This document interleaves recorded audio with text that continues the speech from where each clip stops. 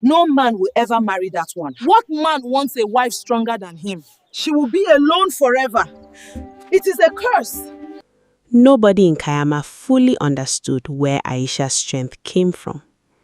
Her mother, Halima, was a small, soft-spoken woman who could not lift a heavy pot without help. Her father, Ibrahim, was an ordinary farmer, strong in the way all farmers are strong, but ordinary. Aisha was not ordinary. She had discovered her strength the way most people discover the most important things about themselves, by accident.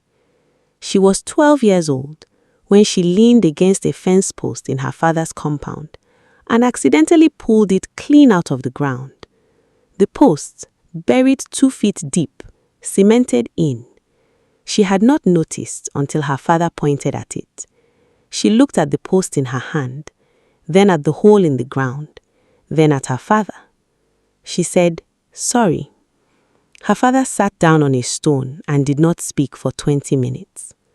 By 19, she had stopped apologizing for the strength. She had simply learned to point it in useful directions. The things Aisha could do, the list that Kayama whispered about at the market and shouted about in the square, were not performances. They were simply what happened when Aisha encountered a problem her body could solve. She saw a problem, her hands moved, the problem was solved. That was all. That was everything. Old Baba Garba, 73 years old, carrying a sack of yams from the market to his compound. The sack, heavier than the old man should carry. His back bent under it, his steps slow and painful. Aisha peered beside him, took the sack from his back with one hand, placed it on her own, walked him home, put the sack in his kitchen. She did not wait for thank you. She turned and walked back to the market. Baba Garba stood in his kitchen staring at the sack, then at the door, then at his own back that had stopped hurting for the first time in 3 weeks. He wept a little. He would never tell anyone this. Mama Chidimma, whose cart of firewood had broken a wheel on the village road, the wood scattered across the path. 3 men had walked past it, each one deciding it was not their problem. Aisha gathered the firewood, all of it, in 2 armfuls, lifted the cart with her free hand, balanced it on her hip, walked it to Mama Chidimma's compound. The 3 men who had walked past watched from a distance. Their faces, a mixture of shame and the specific defensiveness of people who have just been shown up by someone they look down on. The trees. Every rainy season, a tree would fall across the village path. Usually it took 6 men a morning's work to clear it. Aisha would pass it on her way somewhere. Stop, look at it, pick it up, move it. The first time she cleared a full-grown Iroko tree alone, a crowd gathered before she had finished. She dragged it off the path like she was pushing a chair out of the way. 5 seconds of silence. Then, our wife, Aisha, Aisha. She walked through it all with that smile. That warm, dimpled, completely unbothered smile, as if carrying 2 full-grown bowls across her shoulders was simply Tuesday. The bowls are the story Kayama will tell until their great-grandchildren are old. Musa, the trader, trying to move 2 of his largest bowls to the market pen. The bowls enormous, agitated, pulling in different directions. 3 men on the ropes, being dragged across the red earth, leaving trails in the dust. Aisha was passing. She stopped, watched for one moment. Then she walked to the nearest bowl, grabbed it by its middle, lifted it, placed it across her shoulders like a wrapper across her neck. The bull, confused. The men on the ropes, confused. Kayama, confused. She picked up the second bowl. Same movement, same ease, one across each shoulder now. She walked them to the market pen, set them down, dusted her hands, turned around to walk back. And behind her, Kayama lost its mind completely. Women ululating, men shouting, children running alongside her. One man, hands on his head in complete disbelief. One man, stumbling backward, falling over his own feet. One man had fainted, actually fainted, flat on the red earth, arms spread wide, cap beside his head. Another man, in the process of fainting, eyes rolling, knees buckling, body going down slowly like a tree deciding to fall. Our wife, Aisha, Aisha. She walked through it all with that smile. That dimpled, warm, completely unbothered smile, as if carrying 2 full-grown bulls across your shoulders was simply Tuesday. But here is the other side of the story. The side that happened when the chanting stopped and everyone went home. The men of Kayama avoided Aisha, not because she was unkind, not because she was aggressive, not because she had ever, not once in 19 years, raised a hand to anyone. They avoided her because a man who stands beside Aisha looks immediately and obviously smaller than she is. And in Kayama, a man could not afford to look small. The young men who might admire her kept their admiration private, locked behind closed expressions, because to admire Aisha publicly was to invite the question, "You like that one? The one who is stronger than you? What kind of man likes a woman who can carry him?" So they stayed away. They crossed to the other side of the path when they saw her. They found reasons to be elsewhere when she was present. The women were not much better. They gossiped. "Did you see what she did at the well? She pulled that pump handle clean off the wall. No man will marry that one. What man wants a wife who is stronger than him? She will be alone forever. It is a curse." They said these things, not always with cruelty, sometimes with genuine sadness. The specific sadness of people who see someone being punished by a very thing that should have been their gift. A woman Aisha had helped, whose firewood she had carried, whose water she had fetched, overhead at the well. She is kind, yes, but kindness is not enough. A man wants to feel strong. She takes that from them just by existing. Aisha heard this. She was on the other side of the wall. She had come to help draw water. She stood there on the other side of the wall for a moment. Then she walked around it, drew the water, helped without being asked, said nothing about what she heard. Because Aisha had a policy. She did not fight what she could not change. She did not argue with the village's opinion of her. She simply kept being exactly who she was, every single day, without apology, without performance, without shrinking. But here is the part the crowd never saw.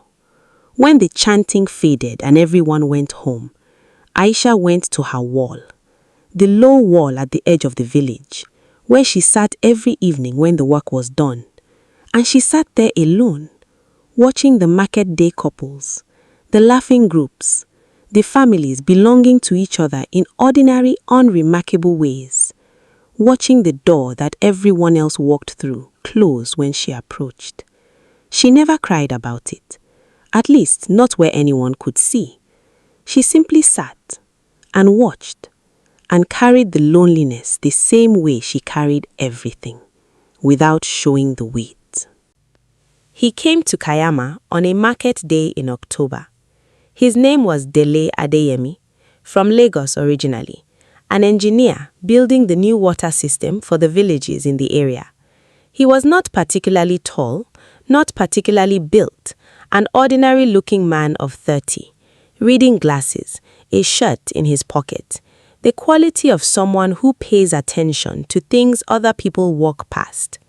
He arrived in Kayama on the exact day that Aisha was clearing a fallen Iroko tree from the main village path.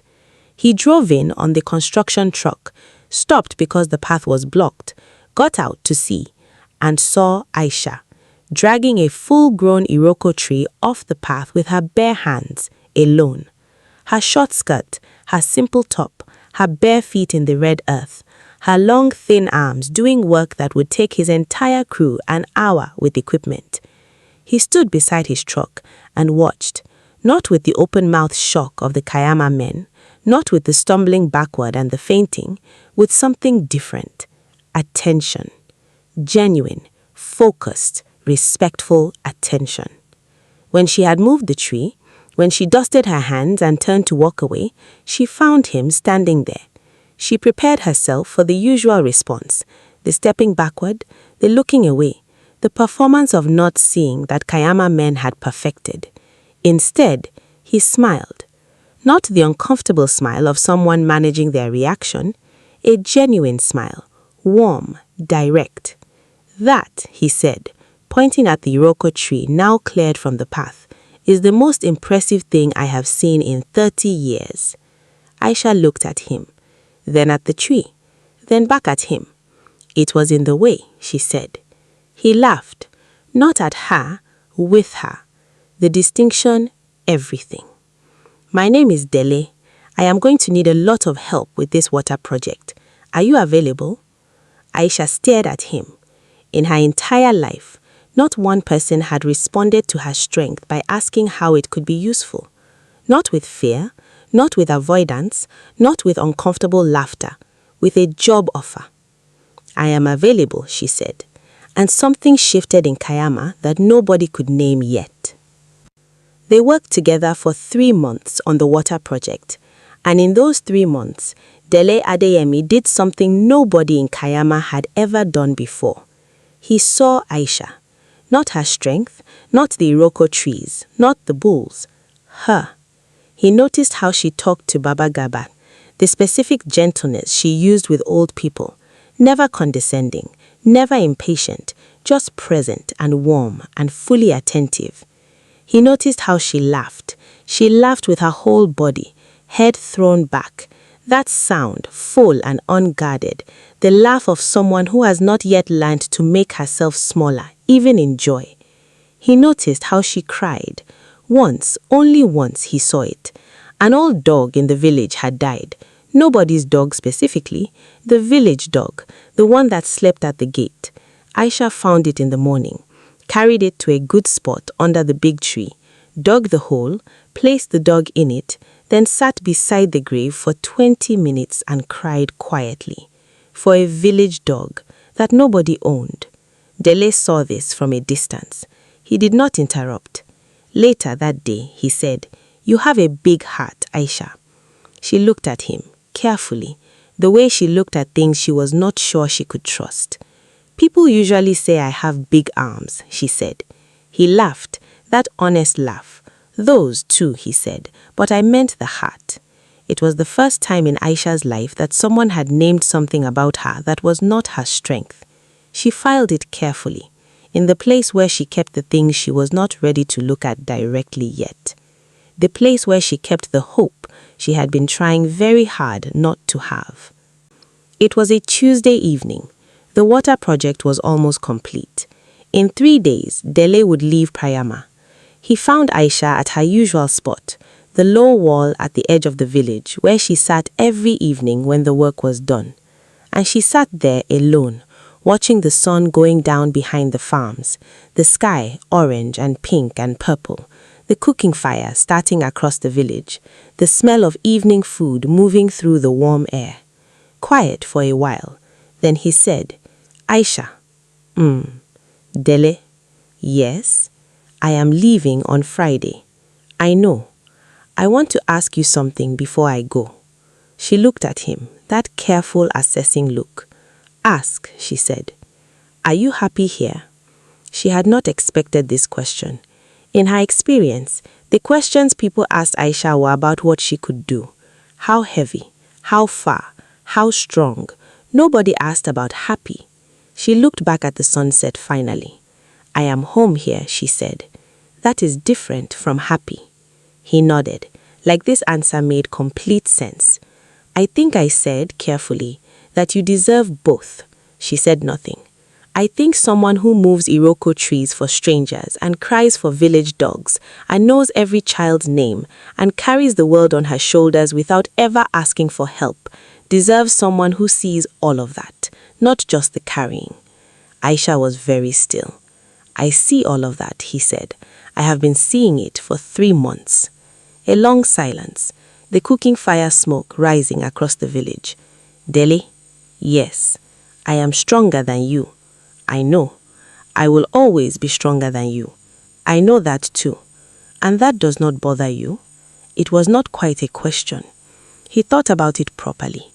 My father said once, a man who needs his woman to be weak so that he can feel strong is not a strong man. He is a frightened one. Aisha looked at him for a long time. Your father sounds wise, she said.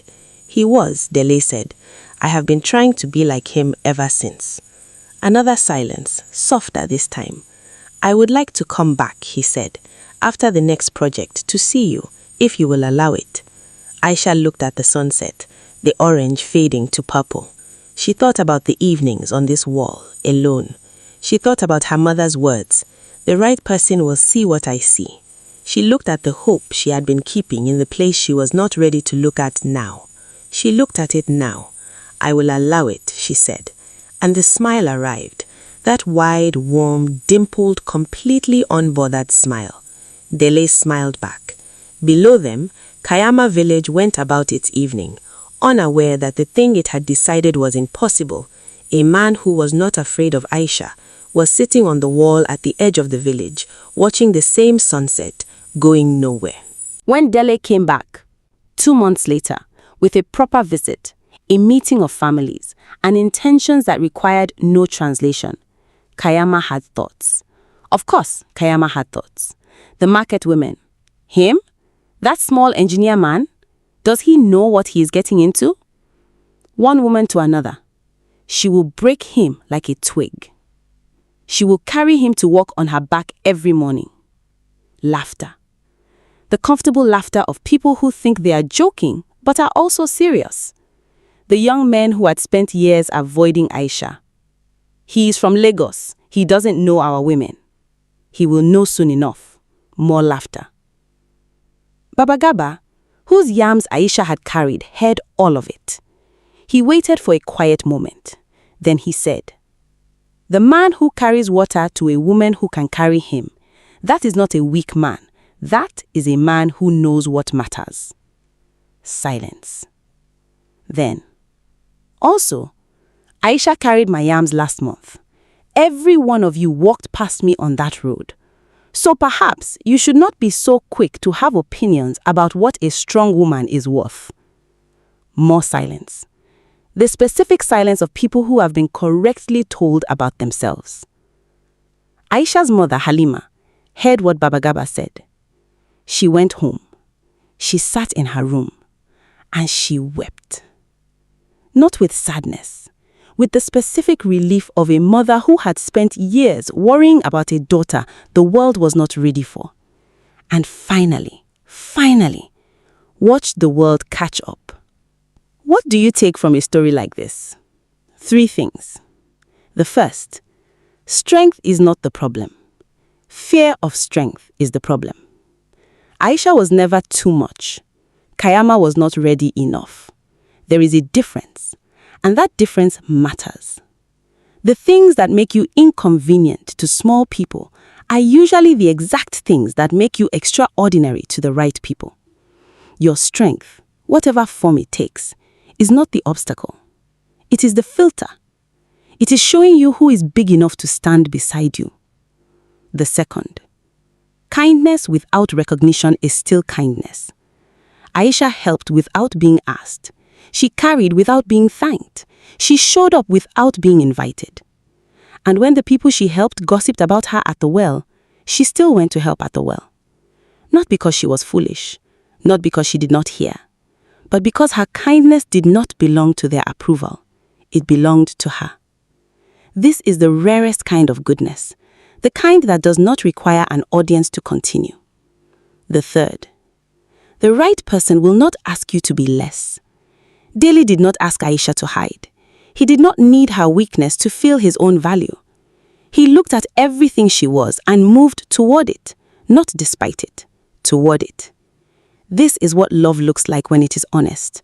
Not two people making themselves smaller to fit into each other's comfort, but two people making enough space for both of them to be fully themselves.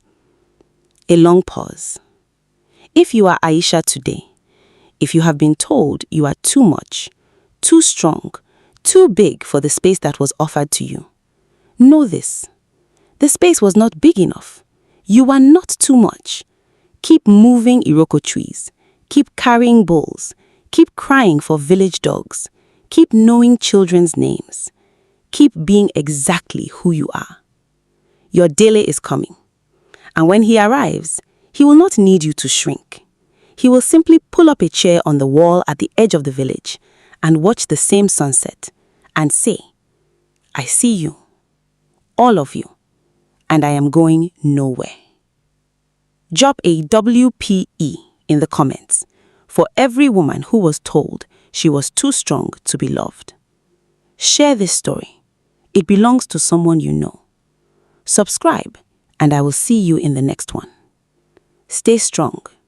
Stay kind. Stay exactly who you are.